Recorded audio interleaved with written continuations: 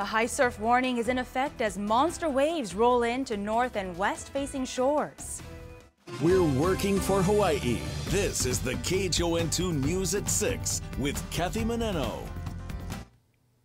Good evening and thank you for joining us. I'm Sara Mattison. Another round of high surf rolling into north and west-facing shores, peaking tonight. Just now, as of 6 p.m. on the island of Hawaii, all county beach parks from Keokea Beach Park down the west side to Miloli'i are closed through tomorrow. And on the north shores from Kauai to Maui, waves with 30 to 40-foot faces are expected. And as Nikki Shenfield found out, this swell is particularly dangerous. Huge surf brings thousands of spectators from around the world.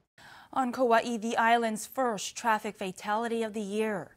Officials say a 54-year-old man from Kalaheo died in the crash near Halfway Bridge on Kaumuali'i Highway in Kipu shortly after 5 this morning. They say he was driving a pickup truck, crossed the center line, and crashed into an oncoming flatbed truck. He was taken to the hospital where he died. His name has not yet been released. The driver of the flatbed truck went to the hospital, but his injuries were not life-threatening.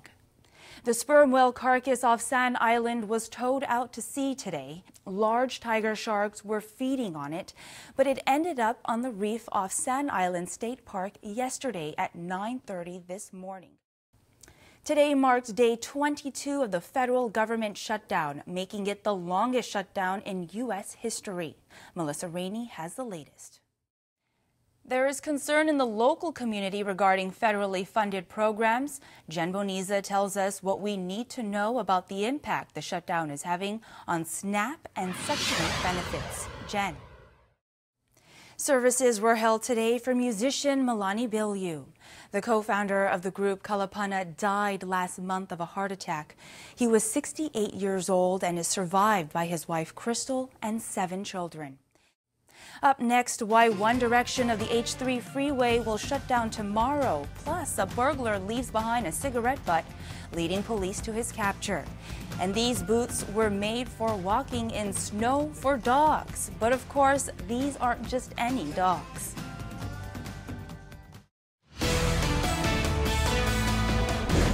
One year after a false missile alert, the memory of the fear that day remains fresh in people's minds. We're working for Hawaii. This is the KHON2 News at 6 with Kathy Maneno. Good evening and thank you for joining us. I'm Sara Mattison.